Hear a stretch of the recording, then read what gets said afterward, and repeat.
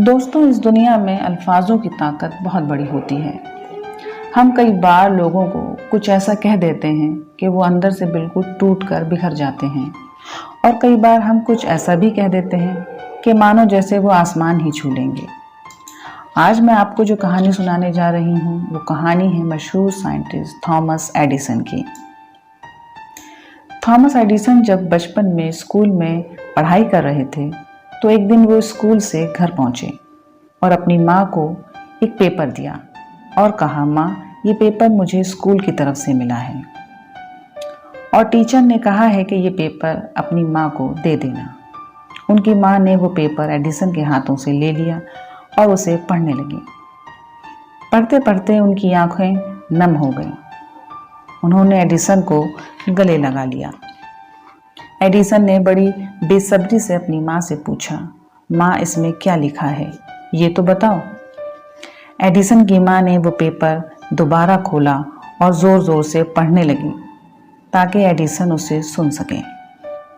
उन्होंने पढ़ा, इसमें लिखा है कि एडिसन बहुत ही ज़हीन और टैलेंटेड बच्चा है और हमारे स्कूल में उसे पढ़ाने के लिए कोई काबिल टीचर नहीं है, इसलिए हम उसे स्कूल में नहीं पढ़ा सकते। आप उसे घर पर ही पढ़ाइए।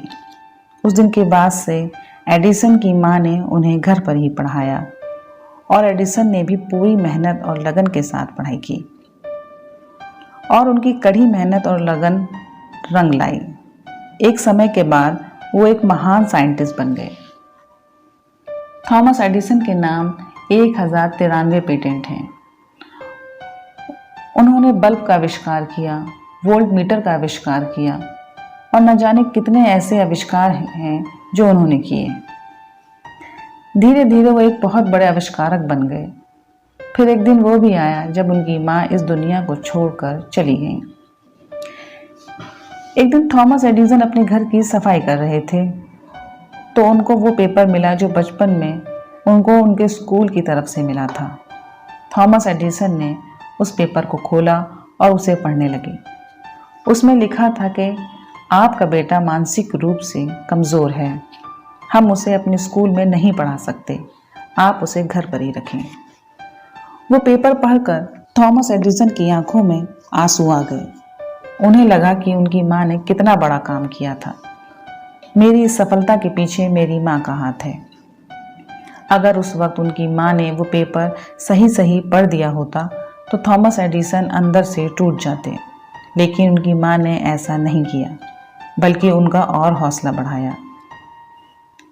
दोस्तों, हम में से कई लोग ऐसे हैं जो अपने बच्चों के साथ अक्सर ये गलतियां कर बैठते हैं। अगर हमारे बच्चे को किसी काम में नाकामी मिलती है या फिर स्कूल से ही पढ़ाई को लेकर कोई शिकायत आती है तो हम क्या करते हैं? हम उसे डांटने लगते हैं। बार बार हम उसे उसकी कमियों का एहसास दिलाने लगते हैं।